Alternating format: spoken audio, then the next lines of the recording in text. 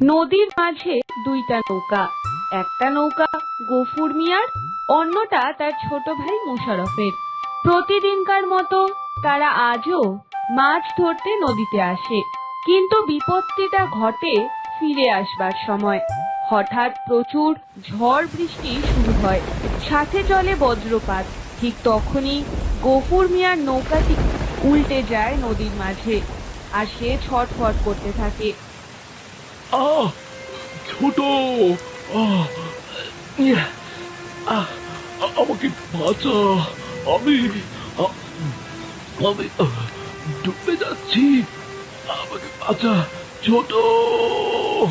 আহ, দাদা, এই দাদা তুমি ভয় পেও না দাদা। দাদা, তুমি একটু একটু একটু সাঁতার কেটে আমার কাছে এসো দাদা। আর আমার হাতটা শক্ত করে ধরো দাদা। আমি আছি দাদা। আমি সাঁতার কাটতে পারছি না। আমার শরীরটা শরীরটা অবশ হয়ে যাচ্ছে। ছোট, আমাকে বাঁচা তুই। তুমি একটু ধৈর্য ধরো, আমি এক্ষুনি আসছি দাদা। মোশাররফ অনেকটা চেষ্টা করে গফুর মিয়ার কাছে যেতে, কিন্তু ঝড়ে তার নৌকা অন্যদিকে চলে যায়।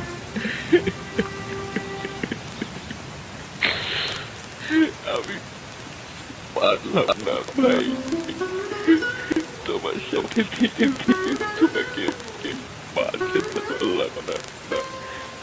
দাদা, আমায় ক্ষমা করে দিও, ক্ষমা দিও।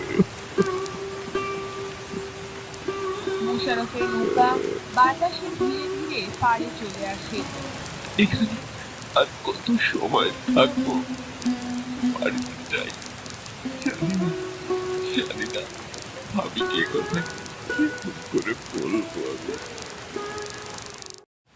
মোশাররফ কাঁদতে কাঁদতে বাড়ি ফিরে আসে। মারে, তোর চাচাকে দেখলাম বাড়ি ফিরে এসেছে, কিন্তু তোর বাবা তো এখনো ফিরলো না। এদিকে ঝড় বৃষ্টি ক্রমশ বেড়েই চলেছে। কি করব কিছু বুঝতে পারছি না, আমার খুব চিন্তা হচ্ছে। মা, তুমি বসো, আমি চাচার কাছ থেকে জেনে আসছি বাবা কি করছে এখনো নদীতে। তোকে ভিজতে হবে না, জ্বর আসবে, আমি যাচ্ছি, দেখি। এ কি ভাই, তুমি এমন করে কাঁদছো কেন? ছোট, কি হয়েছে রে? মোশাররফের কি শরীর খারাপ?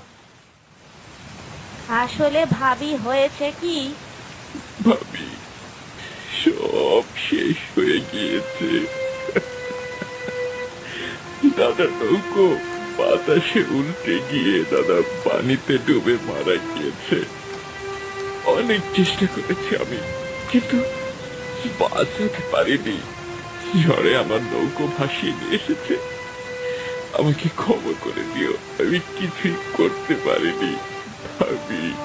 এটা শুনে জাহানারা চিৎকার দিয়ে জ্ঞান হারিয়ে ফেলে। জাহানারা চিৎকার শুনে সাদিয়া সেখানে দৌড়ে আসে। সব শুনে সেও কান্নায় ভেঙে পড়ে। লায়লা অনেক কষ্টে জাহানারার জ্ঞান ফেরায়।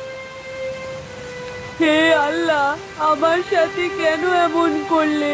শেষবারের মতো ওনাকে আমাদের দেখতেও দিলে না। আমি এখন এই ছোট মেয়েকে নিয়ে কেমন করে বাঁচবো? মা, ও মা, এখন থেকে কে আমাকে আদর করবে? কে আমার সব আবদার পূরণ করবে? আল্লাহ, তুমি আমার বাবাকে ফিরিয়ে দাও। কাঁদিস না মা, আজ থেকে তোদের সব দায়িত্ব আমার। আজ থেকে তোদের সব দায়িত্ব আমার।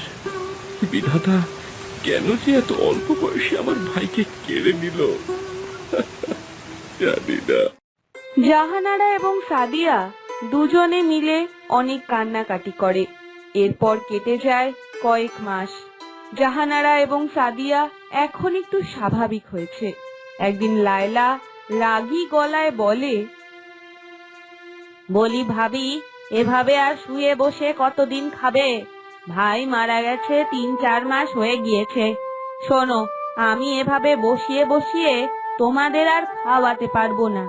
তোমার ভাই কত টাকাই বা রোজগার করে শুনি? সব যদি এভাবে নষ্ট করে ফেলে, তারও তো ছেলে মেয়ে হবে, তাই না? বল ছোট, আমাকে কি করতে হবে আমাকে বল। আমি তোদের সব কাজ করে দেব, বিনিময়ে দুটো ভাত দিস। ঠিক আছে, আজ থেকে বাড়ির সমস্ত কাজ তুমি আর তোমার মেয়ে করবে। নাও, এইগুলো তাড়াতাড়ি পরিষ্কার করে দাও। কলপারে অনেকগুলো এঁটো প্লেটও পড়ে আছে। সাদিয়া, প্লেটগুলো পরিষ্কার কর গিয়ে। ছোট, আমি সব করে দিচ্ছি। ও ছোট মানুষ, ওকে এসব বলিস না। তুমি কখন কাপড় পরিষ্কার করে প্লেট পরিষ্কার করবে শুনি? ততক্ষণ কি আমরা না খেয়ে থাকবো? তুমি এমন করে বলছো কেন চাচি? আমি এটো প্লেট পরিষ্কার করে দিচ্ছি এক্ষুনি। আমার মুখে মুখে কথা বলিস? তোকে তো আমি... ছোট, মেয়েটাকে মারিস না, ওই তো এখন আমার দুনিয়া। মা সাদিয়া, তোর ছোট চাচি যা বলে তাই কর। লায়লা কিছু না বলে রাগ করে সেখান থেকে চলে যায়। জাহানারাও কাঁদতে কাঁদতে কাপড় পরিষ্কার করতে চলে যায় পুকুরে, আর সাদিয়া যায় থালা বাসন পরিষ্কার করতে। থালা বাসন পরিষ্কার করার সময় সাদিয়ার হাত থেকে পড়ে একটা থালা ভেঙে যায়। হায় হায় হায়, এটা কি করলি? বলি, এত দামি থালা বাসন কখনো চোখে দেখেছিস? দিলি তো আমার শখের থালাটা ভেঙে। কি হয়েছে ছোট?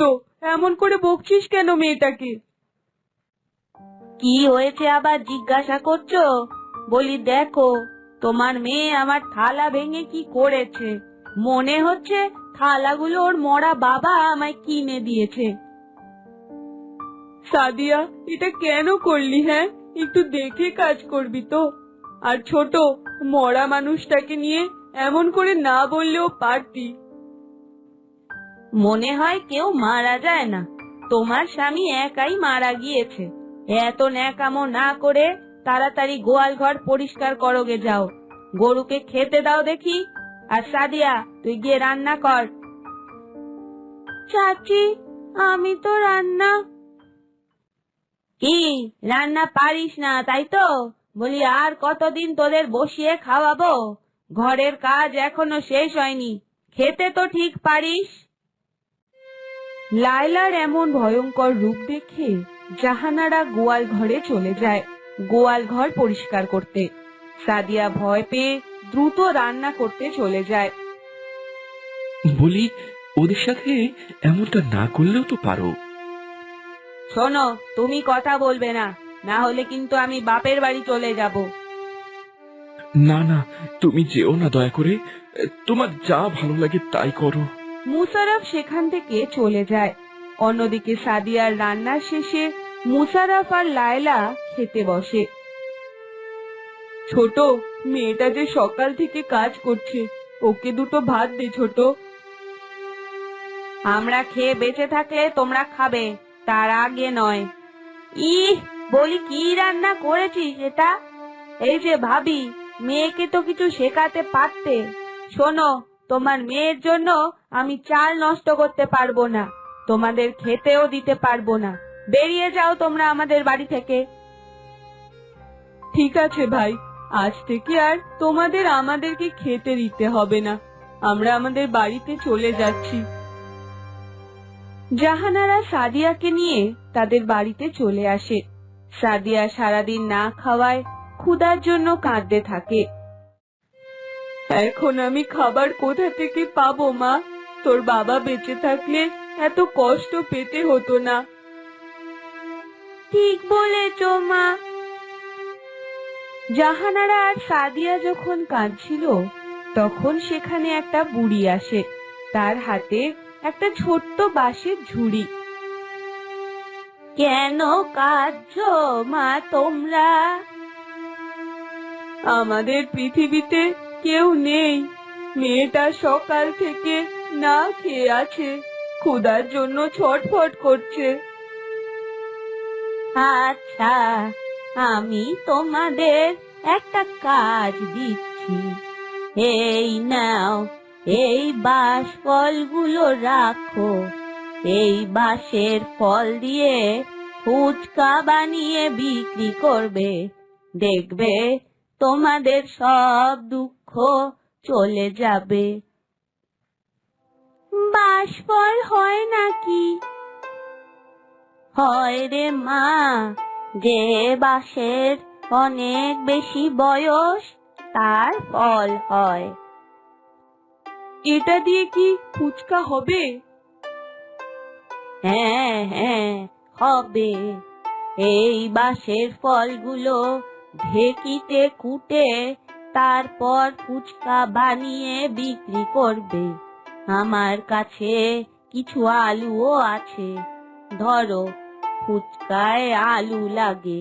আর এই 2টা রুটি দিচ্ছি, তোমরা দুজন খেয়ে নিও। তোমাকে অনেক অনেক ধন্যবাদ বুড়িমা, তুমি না আসলে হয়তো না খেয়েই মরে যেতাম। বাঁচা মরা সব আল্লাহর হাতে, আমি তো ছিলাম মাত্র। আসি তবে। এটা বলে বুড়ি সেখান থেকে চলে যায়। জাহানারা আর সাদিয়া বুড়ির কথা মতো তার দেওয়া বাঁশফল ঢেকিতে কুটতে থাকে, আর তারপর তারা ফুচকা বানানো শুরু করে। মা, ফুচকা বানানো শেষ, তুমি ফুচকাগুলো ভেজে ফেলো, আমি ফুচকার আলু ভর্তাটা তৈরি করি। ঠিক আছে রে মা।